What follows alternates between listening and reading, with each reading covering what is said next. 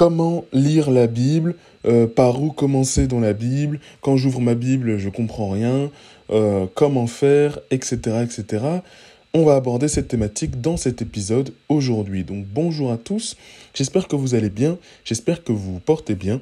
Ça fait un moment que j'ai pas fait d'épisode de podcast, mais j'ai vu que malgré tout, malgré le fait que que je n'ai pas posté depuis plusieurs mois, vous êtes là, vous êtes présents.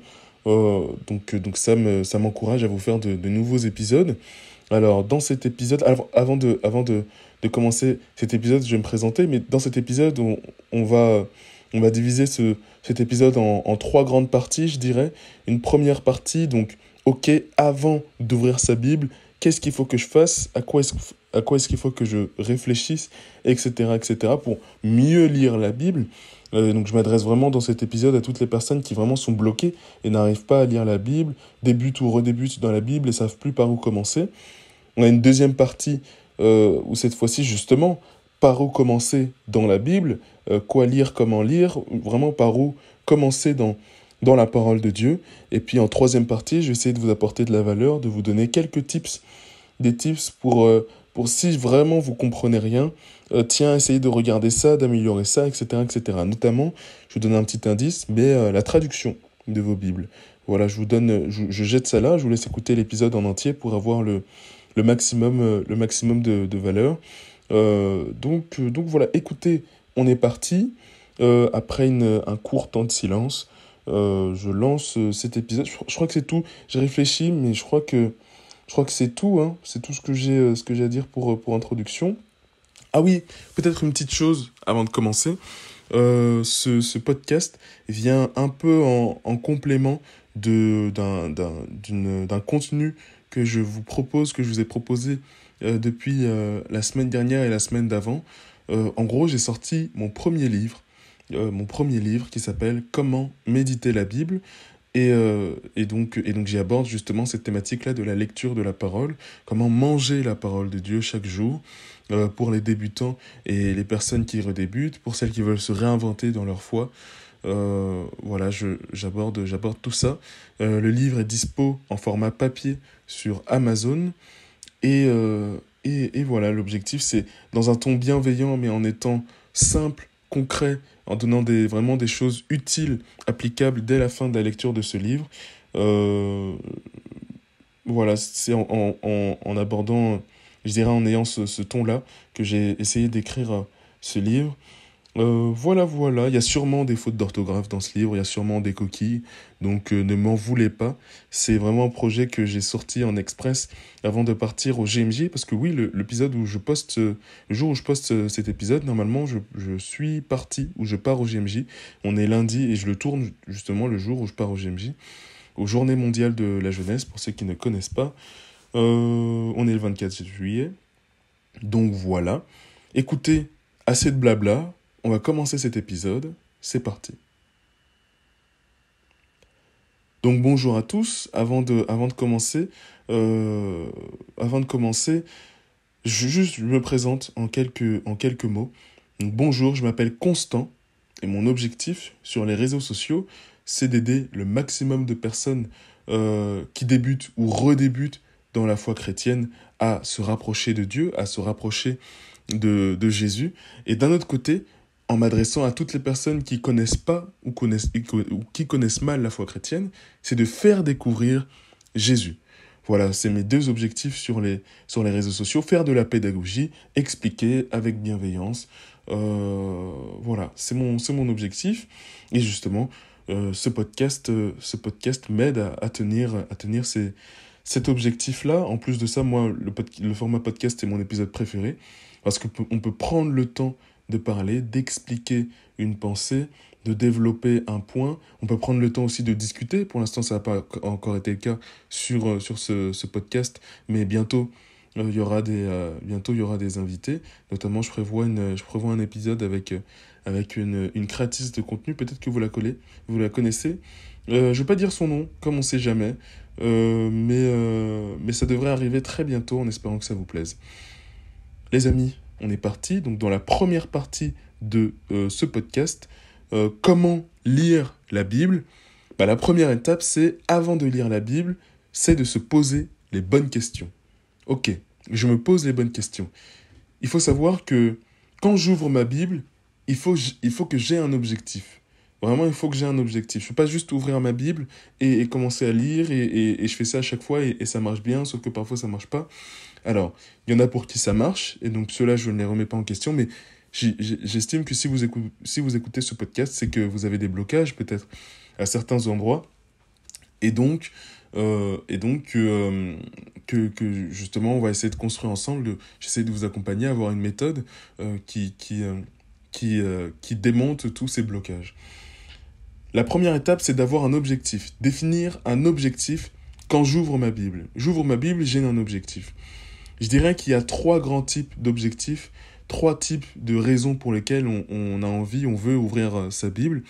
La première que j'ai identifiée, c'est parce qu'on cherche des réponses. On cherche des réponses dans notre vie. On fait face à une situation, on ne sait pas trop quoi faire, on ne sait pas trop quoi dire, on ne sait pas ce que la parole de dit, ce qu'en tant que chrétien on devrait faire.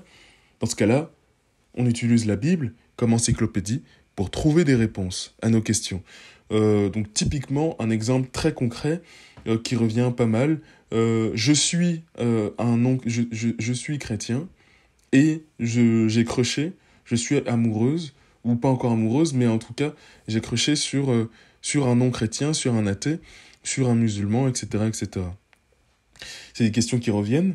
Et donc, face à cette situation-là, qu'est-ce que je dois faire en tant que chrétien? Je ne sais pas. Je vais aller voir dans la Bible. Ça peut être la première raison pour laquelle on ouvre la Bible. La raison peut être différente aussi, beaucoup plus simple. Juste, je cherche à travailler ma patience. Que dit la Bible là-dessus, sur la patience? Tiens, pour travailler ta patience, fais ça, notamment.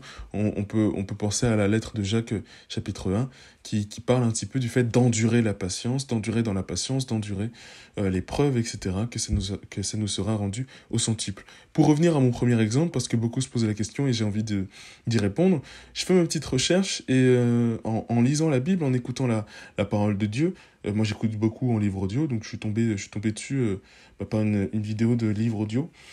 Le passage, donc la première lettre de Corinthiens, la lettre de Saint Paul apôtre aux Corinthiens, chapitre 5 à 7, parle justement du mariage, parle des relations amoureuses. Peut-être que le chapitre aussi Éphésiens, la lettre aux Éphésiens au chapitre 5, pourra vous aider aussi là-dessus, pour vous répondre sur cette question-là de est-ce que j'ai le droit de sortir avec des non-chrétiens. Ce que nous répond en gros l'apôtre Paul, même s'il dit d'autres choses, et je vous invite vraiment à aller lire ces 2 passages-là, même s'il dit d'autres choses, en gros, ne vous mettez pas en tentation inutilement. Donc dans le cas où vous êtes marié, si Dieu est venu vous trouver dans cette situation, vous êtes marié à un non-chrétien, à une non-chrétienne, et que vous étiez déjà marié, mais que Dieu est venu vous trouver dans cette situation, que vous avez donné votre vie à Jésus dans cette situation, eh ben ne divorcez pas pour autant. Il dit non plus, par contre, si vous pouvez éviter cette situation de tribulation, en gros, vous êtes ouvert à la tentation parce que la personne qui est en face de vous n'est pas chrétienne.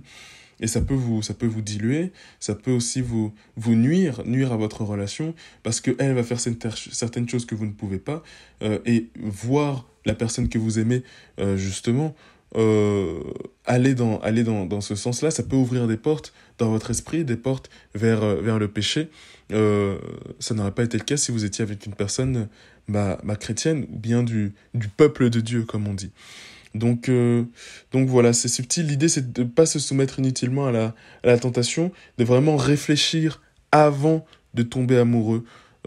Ok, est-ce que cette personne-là est bonne pour moi? Est-ce qu'elle me rapproche? Est-ce qu'elle m'éloigne de Dieu? Et vraiment, à tête froide, se poser la question. Aussi se poser la question de, tiens, cette personne-là, est-ce que je peux vraiment construire quelque chose avec? Est-ce que c'est une bonne personne? Vraiment se poser toutes ces questions-là. C'est vraiment important. Si vous voulez, je vous ferai un épisode sur les relations amoureuses. Je pense que ça peut être intéressant. Mais ouais, pas juste se dire, ah, je me mets en couple parce que je la trouve belle ou je le trouve beau. Mais vraiment aller plus loin et se dire, ok, Est-ce que je peux construire quelque chose avec cette personne? Est-ce qu'elle va nuire à ma foi? Oui, non, je ne sais pas. Donc, donc vraiment, attendez, juste je le note. Les relations amoureuses. Mais bref, je vous laisse aller lire ces passages. Ils sont assez, peut-être même que en les disant, parce que je l'ai dit de tête, peut-être même que j'ai fait quelques approximations qui sont pas bonnes. Je vous laisse vraiment aller lire ces passages si vous vous posez cette question-là. Donc voilà pour l'exemple amoureuse. Voilà, on va l'écrire comme ça. Ok. Donc ça c'est pour la premier type d'objectif quand on ouvre sa Bible. Ça peut être pour trouver des réponses. Le deuxième objectif que j'ai identifié, ça peut être tout simplement pour se nourrir. C'est-à-dire que cette fois-ci, j'ouvre la parole, je lis, parce que je dois l'ouvrir quotidiennement, régulièrement en tant que chrétien. Je la prends pour nourrir mon esprit saint de la parole de Dieu. Je le fais pour ces raisons-là. Et donc, dans ce cadre-là, ça va plus être comme si chaque matin je me lave les dents, et chaque jour je lis la parole de Dieu. Et donc, comment chaque jour avoir mon apport quotidien en parole de Dieu. Donc voilà, ça peut être la deuxième raison pour laquelle je vais avoir besoin d'ouvrir ma Bible. Et dans ces cas-là, il y a plein d'outils aussi qui existent pour se nourrir, manger la parole de Jésus. Il y a... Vous pouvez lire, vous mettre à lire la parole du jour quotidiennement. La parole du jour que vous trouvez sur AELF, c'est une application ou c'est un site où vous trouvez les textes de la messe de chaque jour. Ou pour ceux qui ne sont pas catholiques, parce que c'est quand même assez connoté à la fois catholique. Pour ceux qui ne sont pas catholiques, tout simplement, vous avez des applications comme Holy Bible, qui propose plein de plans de lecture. Holy Bible, je crois que c'est pas en partenariat, mais c'est groupé avec YouVersion. C'est deux applications très très très bien faites, qui peuvent vous aider à avoir votre rapport quotidien en parole du jour. Voilà. C'est déjà trois outils pas mal, AELF, Holy Bible et YouVersion. Holy Bible et YouVersion qui sont une seule et même application. Normalement, vous la trouvez dans l'Apple Store sous Holy Bible. Mais comme dans Android, il y a plusieurs Holy Bible. Comme ça, si vous cherchez YouVersion, vous trouvez le bon, mais bref. Donc voilà, qui peuvent vous donner votre apport quotidien en parole du jour, et surtout vous aider à être régulier, parce que des plans de lecture, voilà, ça vous dit, tiens, chaque jour faites ça, etc., etc. Si le plan est trop rythmé, vous pouvez en trouver un autre qui est moins dur en termes de rythme, etc. Vous avez quoi d'autre comme outil? Ouais, Holy Bible qui propose aussi le verset du jour. Juste un verset, manger ce verset, c'est déjà quelque chose. Et donc regardez, tiens, je lis ce verset, ok, quel mot m'interpelle, qu'est-ce que ça dit en moi? Après, c'est de la méditation de la parole de Dieu. C'est là où mon livre intervient, parce que je vous propose dans ce livre-là, plusieurs plans de méditation biblique, plusieurs plans de lecture et de méditation, comment faire, des plans de 10 minutes, des plans de 20 minutes, etc. Si vous voulez, je vous le mets en description. J'essaierai de vous mettre les plans en description, comme ça vous les avez à dispo. Mais si vous pouvez aller acheter mon livre et me soutenir, ce serait exceptionnel. Ce serait génial. Ah, là, moi je serais content, évidemment. Mais si vraiment vous en avez besoin, n'hésitez pas à aller me le dire sur Instagram, à venir me poser la question et je vous donnerai les plans sans problème. C'est vrai que les mettre en description, ça risque d'être compliqué parce que je crois qu'on peut pas mettre de PDF. Mais bref, on trouvera une solution. Dites-le moi, envoyez-moi un mail, envoyez-moi quelque chose et je répondrai le plus vite possible. Donc pour manger la parole de Dieu. Ça, c'est pour manger la parole de Dieu chaque jour. Manger la parole de Dieu, ça peut être par la lecture, ça peut être aussi par le fait d'écouter. Comme je vous l'ai dit en début d'épisode, j'écoute énormément la parole de Dieu. Ça peut m'arriver de m'allonger et de mettre, je sais pas, la lettre de Jacques, au chapitre 1, d'enchaîner avec le chapitre 2, chapitre 3, parce que c'est des petites vidéos de 3 minutes, c'est très plaisant à écouter. Et surtout, quand on écoute une lettre, je trouve qu'il y a une valeur en plus Moi, je suis très sensible à ça, à l'écoute et au visuel. Il y a une valeur en plus, une perception qui est différente.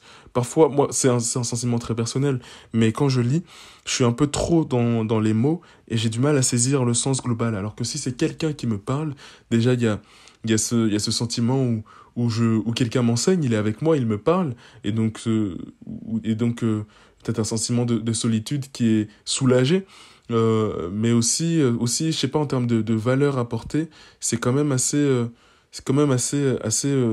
solide, quoi. On a un truc en plus qu'on n'a pas dans la lecture. C'est très personnel ce que je vous partage. En plus de ça, on se connecte à quelque chose d'assez fort d'un point de vue ancestral, parce que les lettres de l'apôtre Paul, typiquement, précisément, ce sont des lettres qui sont faites pour être lues à des assemblées. Les gens ne savaient pas lire, beaucoup ne savaient pas lire, etc. Et donc, c'est seulement les chefs aussi au féminin. Il y avait beaucoup de femmes qui dirigeaient les églises,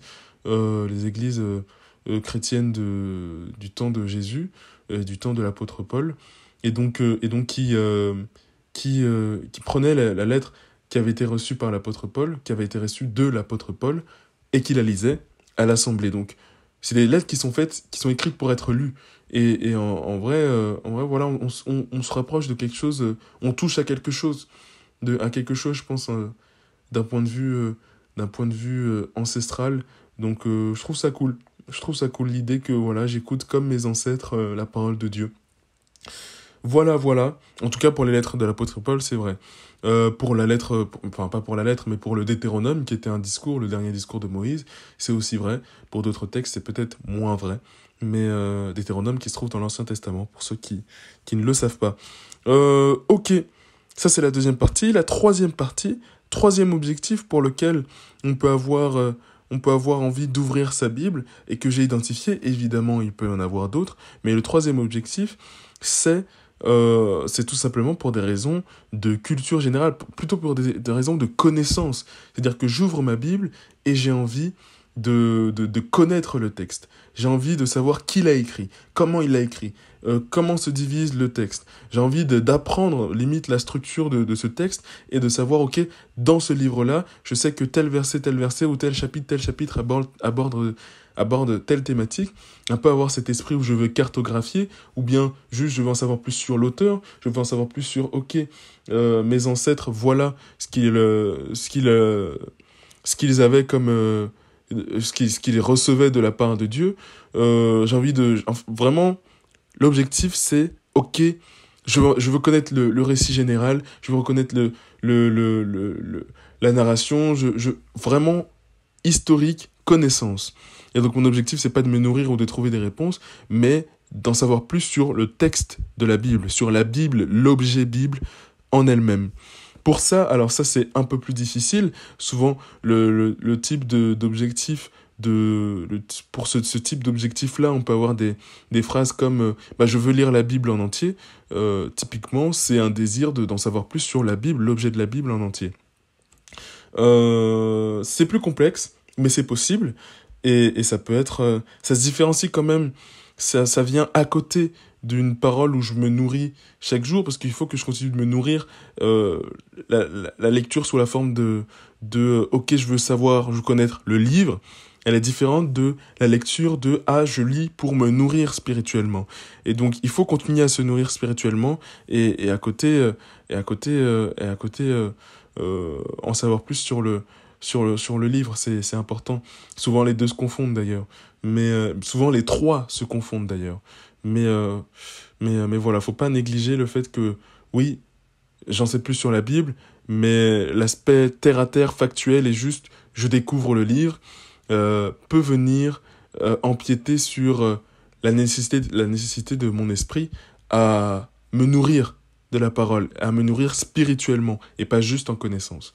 Petit disclaimer, le petit disclaimer étant fait, comment en savoir plus sur la Bible. Vraiment, cartographier la Bible dans sa tête, lire le livre jusqu'au bout, apprendre un livre dans la Bible, etc. Le meilleur moyen de connaître un livre, et déjà pour connaître la Bible, il faut commencer par connaître un livre. puis 2, puis 3, etc. Et souvent, vous allez voir que un livre ne vient jamais seul. Par exemple, si je m'intéresse au Lévitique, je sais que ça rentre dans la catégorie des livres qui s'appelle le Pentateuque, qu'on appelle aussi la loi, la Torah, et donc je vais lire les 5 premiers livres de la Bible, donc qui sont le Pentateuque, et dans lequel le Lévitique rentre. Si je m'intéresse à la lettre de l'apôtre Paul aux Éphésiens, ben je sais que ça rentre dans les lettres de l'apôtre Paul plus globalement, et que dedans il y a la lettre aux Romains, Corinthiens, etc. Ça vient souvent, un livre ne vient jamais seul.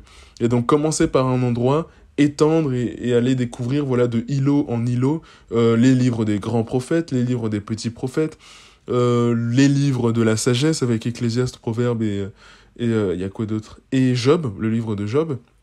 On a aussi les psaumes, les cantiques des cantiques, le livre de chroniques, etc. On a plein de catégories dans la Bible. Si vous voulez commencer à lire la Bible, à connaître la Bible en entier, moi je vous recommande une chaîne YouTube qui est juste géniale et qui s'appelle Bible Project-français, parce que c'est une chaîne américaine, mais elle est traduite en français, elle est faite en français aussi. Elle n'est pas juste traduite, c'est vraiment tout un groupe français aussi qui produit des épisodes indépendamment de la chaîne américaine, pour la plupart. Et en fait, là où cet outil, donc cette chaîne YouTube, va venir nous apporter, c'est que pour découvrir un livre, tu peux pas juste le lire de A à Z et dire ok voilà, je connais les différentes catégories, je sais que ce livre se divise en deux grosses parties globalement, que ça veut dire ça, que l'auteur c'est lui, etc. C'est difficile, c'est très difficile juste en lisant un livre. Et si tu rentres dans des livres comme Lévitique ou Nombre qui sont déjà très complexes, c'est très difficile de rien que d'écouter le livre en entier, de lire le livre en entier, etc. Et normalement on est juste beaucoup plus perdu. Sauf si vous avez des clés de lecture de ce type de livre, mais c'est difficile. Et donc, la chaîne YouTube Bible Project, elle nous aide à avoir une vision globale, en fait, une vision générale sur le livre. Bible Project propose des résumés de livres bibliques, il faut aller dans les premières vidéos, et elle propose des résumés de livres bibliques.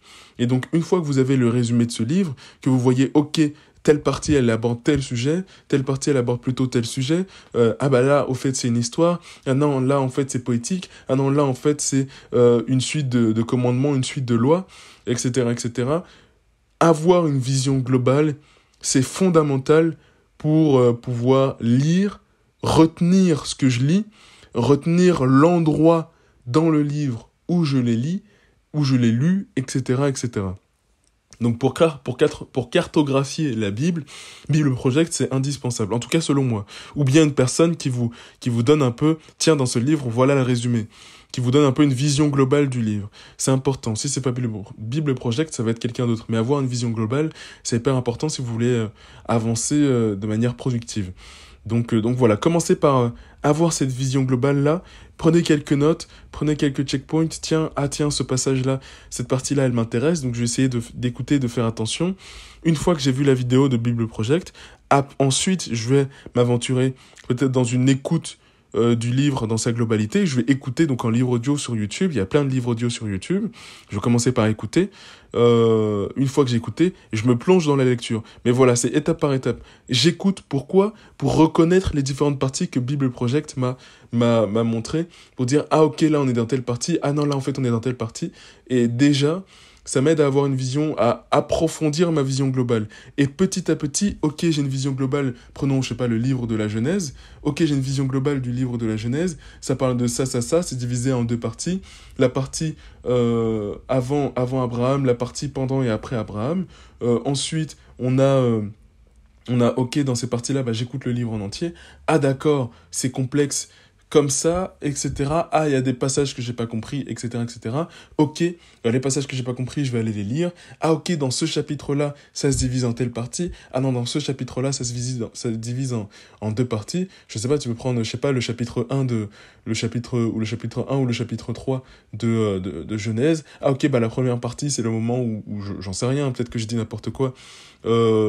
Dieu abat sa sentence sur l'humain et sur le serpent. Ah bah la deuxième partie, c'est l'histoire avec Caïn et Abel, dans le chapitre 3, etc. Et dans ce chapitre, petit à petit, et on dézoome, enfin plutôt on zoome. Donc vraiment, c'est vraiment cette méthode-là qu'il faut adopter si vous voulez vraiment bien ou mieux cartographier la Bible. C'est vraiment ce que je vous recommande. Donc voilà, c'est vraiment comme ça que je vous recommande de faire. Et donc chaque semaine ou chaque mois, vous vous intéressez à un livre différent. Et comme ça, vous arriverez à cartographier la parole. Après, par où est-ce que vous voulez commencer? C'est comme vous voulez. Maintenant, moi, je vous conseillerais de commencer par les évangiles. Et justement, ça rejoint la deuxième partie de cet épisode de podcast. Par où commencer dans la Bible? Comme je l'ai annoncé dans le plan, voilà, on a deux parties. On a trois parties. Les prérequis avant de lire la Bible, quels sont mes objectifs, donc définir mes objectifs, c'est ce dont on vient de parler. Au vu de tout ce que je viens de dire, je vous laisse définir vos objectifs, de quoi est-ce que mon âme a besoin, de quoi est-ce que j'ai besoin spirituellement, donc voilà, être à l'écoute de soi, et si vous voulez, dans mon livre aussi j'en parle, quelles questions se poser pour savoir, ok, déceler de quoi est-ce que mon âme a besoin. Si vous voulez, je vous lis les questions très rapidement. Je vous lis les petites questions très rapidement. Je suis en train d'aller chercher mon PDF. Je vous lis les petites questions très très rapidement. Par où commencer, par où commencer? Comment méditer la Bible? Et pourquoi je trouve plus? Attendez, juste 5 secondes. Bah, sinon, allez acheter mon livre, hein, tout simplement. C'est quand même plus sympa. Hein. Au moins, vous attendrez pas. Juste quelques jours le temps que ça arrive.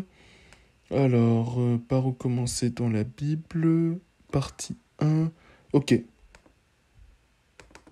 C'est bon, je l'ai. Maintenant, il faut que j'aille retrouver le chapitre. Je regarde. Touk. Donc, la préparation. Choisir son passage. Donc voilà, de quoi est-ce que mon esprit a besoin?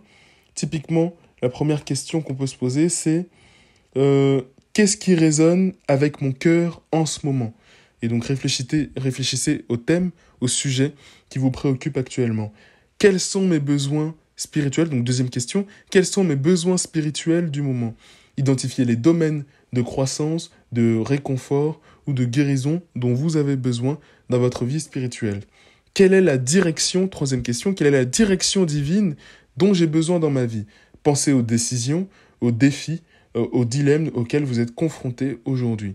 Donc voilà, vous avez 3 questions qui peuvent vous aider à approfondir, qui peuvent vous aider à aller à savoir un peu plus de quoi est-ce que votre esprit a besoin, de ce dont vous avez besoin spirituellement, et donc mettre à profit tout ce dont je viens de vous parler dans la première partie de cet épisode. Je vais essayer d'aller plus loin, d'être plus rapide, parce qu'on est presque déjà à 30 minutes. Donc, deuxième partie de cet épisode de podcast, par où commencer dans la Bible? Alors là, c'est simple. Par où commencer dans la Bible? Moi, si vous recommencez à lire la Bible, tout simplement, ce que je vous conseille, c'est de commencer par les évangiles. Et ce qu'il faut bien comprendre dans la Bible, c'est que la Bible, en fait, c'est une bibliothèque.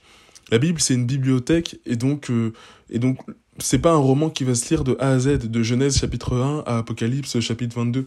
C'est vraiment une bibliothèque, un ensemble de livres qui, en fonction de là où vous en êtes dans votre foi, vont vous être plus ou moins utiles. Et donc, en fonction de là où vous en êtes, vous aurez besoin de lire plutôt un livre par rapport à un autre.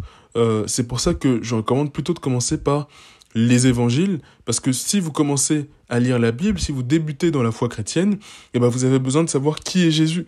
Vous n'allez pas traverser tout le Pentateuque, traverser tout l'Ancien Testament seul, en plus. C'est vraiment dans le cas où vous êtes seul que je vous dis ça. Si vous avez la chance d'être accompagné, essayez de toucher à l'Ancien Testament. Mais vraiment, traverser toutes les lois de Lévitique, tout le livre des Nombres qui disent des trucs affreux sur tout un tas de choses, sur les femmes, sur plein de trucs, qui parle de sacrifice et tout, je vois très mal quelqu'un qui débute dans la foi chrétienne commencer par l'Ancien Testament. Maintenant, si vous y arrivez, tant mieux. Mais vraiment, c'est vraiment qu'au moins vous avez une base sur, ok, qui est Jésus. Si vraiment vous connaissez rien, commencez par les évangiles. Moi, je vous recommande l'évangile de Jean. L'évangile de Marc est un peu compliqué, un peu courte, un peu complexe, qui demande un peu plus de recul, je pense. L'évangile de Matthieu est pas mal si vraiment vous voulez avoir un ping-pong entre l'Ancien et le Nouveau Testament. C'est l'évangile qui commence par la généalogie de Jésus. Parce que souvent, dans l'évangile de Matthieu, vous allez avoir Matthieu qui va parler de, ok, voilà ce qui se passe dans le réel, voilà ce que Jésus est en train de faire. Et à un moment, il va dire, comme les prophètes l'ont annoncé, comme le prophète Isaïe l'a annoncé. Et là, vous pouvez essayer d'aller retrouver le passage dont Saint Matthieu va parler. Donc voilà, ça peut être utile si vraiment vous voulez, vous le sentez mal d'exclure l'Ancien Testament au début. Encore une fois, c'est au début, c'est pas tout au long de votre foi. L'Ancien Testament, il est fondamental pour le chrétien parce que sans l'Ancien, il n'y a pas de Nouveau Testament. Donc voilà. L'évangile de Luc, très bien aussi. Je la connais pas plus que ça. Mais moi, ouais, l'évangile de Jean, moi, je l'aime bien. Je trouve qu'elle est bien pour commencer. Après, c'est selon la sensibilité de chacun. Ensuite, après les évangiles, je vous recommande d'aller dans l'Acte des Apôtres, qui est un peu la confirmation de l'évangile, où vraiment vous avez quelque chose de plus concret d'un point de vue chrétien. C'est-à-dire que quand l'évangile nous rapporte ce que Jésus a fait, et qui peut nous paraître parfois lointain, parce que on n'est pas parfait alors que Jésus l'était, là on a ce que les apôtres faisaient. Et c'est des êtres humains, et c'est déjà tout de suite beaucoup plus accessible, tout de suite beaucoup plus concret. Voilà comment, tu as des exemples de comportements, de voilà comment suivre Jésus, et c'est vraiment très intéressant. Donc je vous recommande vraiment de lire vraiment l'Acte des Apôtres, ou bien de l'écouter, encore une fois, si vous le souhaitez. Après Acte des Apôtres, je sais pas vous, je dis tu ou vous, mais bref, vous avez toutes les lettres de l'apôtre Paul et les lettres des apôtres. De l'apôtre Paul, celles qui sont les plus importantes, ça va être la lettre aux Romains, et qui sont les plus longues aussi, aux Romains et aux Corinthiens, qui vont être, je dirais, les plus fondamentales dans la pensée paulinienne, en tout cas ce qui est important à retenir, et qui va se décliner, parfois rajouter des nouvelles choses dans les autres lettres plutôt. La lettre aux Éphésiens est cool. Les lettres de l'apôtre Paul, je les aime bien parce qu'elles sont courtes. Et donc, quand on a la flemme de lire la Bible, se dire, ok, je me lance un livre audio de la lettre de Tite, je sais pas, la lettre de titre de l'apôtre Paul à Tite, c'est quoi, c'est 4 chapitres, c'est hyper court. Pareil pour la lettre de Jacques, pour ça c'est la lettre aux apôtres. La partie des épîtres aux apôtres, la lettre de Jacques, 5 chapitres, c'est court, c'est facile, ça va vite. Donc si vous galérez, intéressez-vous aux lettres de l'apôtre Paul, elles sont cool. En plus, c'est une bonne manière aussi de voir l'évangile différemment, de la comprendre différemment. Donc vraiment, je vous encourage à aller toucher aux épîtres de l'apôtre Paul. Ensuite, je vous recommande pas d'écouter l'Apocalypse, parce que là, pour le coup, sans avoir lu l'Ancien Testament, vous comprendrez pas l'Apocalypse. Et c'est très prophétique, c'est très particulier, donc je vous recommande pas d'aller le lire tout de suite. À partir de ce moment-là, avec des outils comme Bible Project, vous pouvez vous intéresser, et déjà avant, hein, mais vous pouvez vous intéresser à l'Ancien Testament. Typiquement, si vous voulez découvrir le Pentateuque, qui sont les 5 premiers livres de la Bible, les 5 plus gros, les 5 plus importants, etc. Je vous renvoie vers la vidéo de Bible Project qui résume assez bien ces livres-là. Et donc là, on est parti, là c'est Genèse, c'est Exode, c'est Lévitique, c'est les livres des Nombres et c'est le Deutéronome. Donc les 5 premiers livres, et là vous avez une culture sur l'Ancien Testament qui est assez importante, parce que les autres livres, c'est le prolongement de ces cinq livres-là. Beaucoup des livres suivants, notamment Josué, se basent sur le Pentateuque pour continuer l'histoire du peuple d'Israël, etc. Beaucoup de choses se définissent dans ces 5 premiers livres-là. Donc si vous voulez vous intéresser à l'Ancien Testament, vous savez pas quoi lire, les 5 premiers livres sont déjà une très bonne base. Une très bonne base pour comprendre la pensée de l'Ancien Testament, pour approfondir. Et surtout, trouver plus de sens au nouveau, parce que c'est vrai que le nouveau tout seul, on se dit, mais tiens, pourquoi Jésus-Christ? Pourquoi lui? Ça veut dire quoi le Sauveur? Ça veut dire quoi l'agneau de Dieu? Ça, tu comprends agneau de Dieu, tu as tout son sens dans Exode chapitre 12, au moment de Pessah, etc., au moment de la 10e plaie ou 12e plaie d'Égypte. C'est vraiment l'Ancien Testament qui donne de la consubstantialité au nouveau. Mais pour comprendre sa foi et pourquoi est-ce qu'on croit en Jésus de cette manière, il faut quand même commencer par le nouveau. C'est ma conviction. Certains seront peut-être pas d'accord, mais c'est ma conviction et celle de l'Église aussi d'ailleurs, parce que souvent ce qu'on donne aux nouveaux baptisés, c'est d'abord un Nouveau Testament avant l'Ancien. Mais voilà. Ça, c'est la deuxième partie. Donc voilà, deuxième partie assez courte finalement par rapport à la première. Troisième chose, juste un petit tips avant de conclure. Un petit tips avant de conclure sur si vous comprenez vraiment rien à votre Bible quand vous lisez. Tout simplement, regardez la traduction de votre Bible. Vraiment, regardez la traduction parce que c'est ça qui va vous aider en fait. C'est-à-dire que en fonction de la Bible que vous avez, elle est traduite d'une manière qui est plus ou moins compréhensible quand on débute. Il y a différentes traductions. Il y a je sais pas, Ségon 1910, il y a Ségon 21. Il y a plein de types de traductions, des traductions qui sont plus ou moins difficiles, et la plus accessible quand on débute, c'est la traduction BFC, que vous retrouvez sur n'importe quelle application, comme Bible Strong, comme d'ailleurs Bible Strong pour l'étude biblique, vraiment étude de mots, etc. C'est vraiment, vraiment bien. Mais oui, vous téléchargez des applis comme Bible Strong ou Holy Bible, et vous pouvez choisir votre traduction préférée, celle avec laquelle vous êtes le plus à l'aise, pardon. Et la traduction BFC, elle est très bien parce qu'elle explique vraiment les choses. Je vous laisse aller découvrir, faire la différence entre la traduction Ségon 21 ou Ségon 1910 et BFC, Bible français courant. Ça n'a rien à voir. Ça n'a rien à voir. Si vous voulez comprendre ce qui se passe, BFC, c'est comme si vous passiez de VO sous-titré français à VF directement. Ça n'a rien à voir. En termes de compréhension, on vous parle enfin français. Mais ouais, faites attention aux traductions. Moi, je lis en mon Ségon 1910, j'aime bien. Voilà, ça a aucune valeur, mais c'est juste, ouais, je me suis arrêté sur cette traduction-là. Ségon 21, je crois qu'elle peut être mieux, mais oui, vous avez des traductions qui sont encore plus rigoureuses, parce qu'en fait, la Bible, elle est écrite de base en hébreu et en grec, et donc, et plus, je crois, mais principalement en hébreu et en grec. Et donc, en fonction de la traduction que vous choisissez, il y en a qui vont être plus fidèles au grec, plus fidèles au mot hébreu, plus fidèles au grec, etc., etc. Donc ça veut dire, qui dit traduction plus fidèle, dit un sens français parfois difficile à saisir.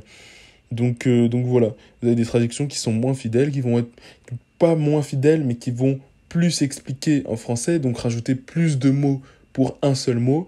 Par exemple, je sais pas, le mot schéma, qui veut dire en hébreu, qui veut dire écouter, mais ça veut pas seulement dire écouter, ça veut dire écouter et aussi mettre en action.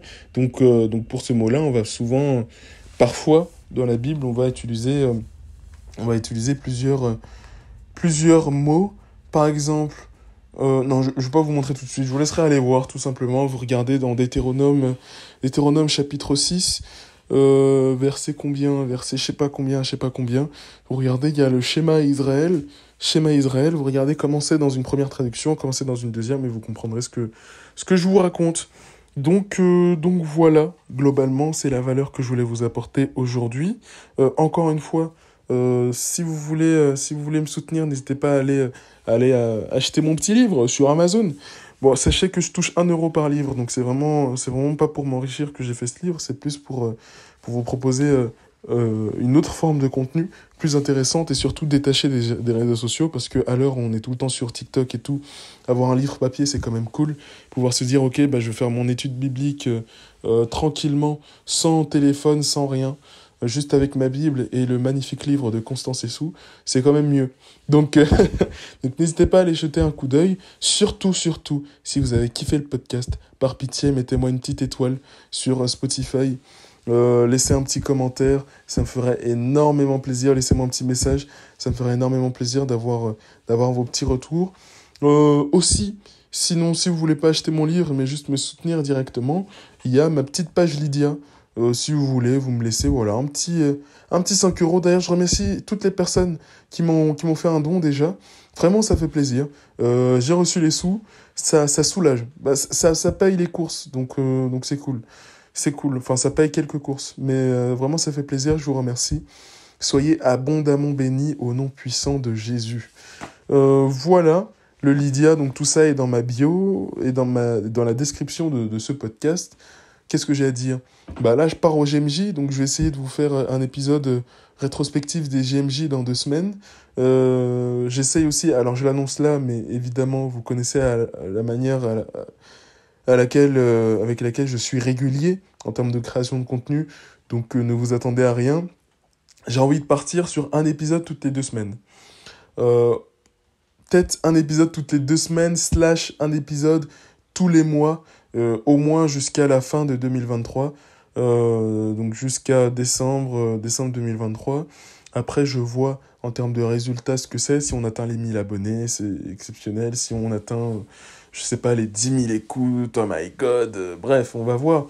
Mais vraiment, je vous remercie à toutes les personnes qui écoutent mes épisodes, qui écoutent mon blabla pendant autant de temps. Vraiment, soyez bénis. Mais ouais, j'espère que cet épisode vous plaira.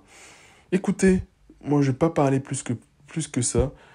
Allez prendre vos Bibles. Là, vous savez par où commencer, vous savez quoi faire. Vous avez d'autres questions, posez-les-moi en commentaire ou par message Instagram. Mais globalement, on est pas mal. Je vous souhaite une très très bonne journée. Avant de finir, un petit mot. N'oubliez jamais que vous êtes beaucoup plus proche de Dieu que vous ne le pensez. Très bonne journée à vous. Soyez bénis. À très vite. C'était Constant.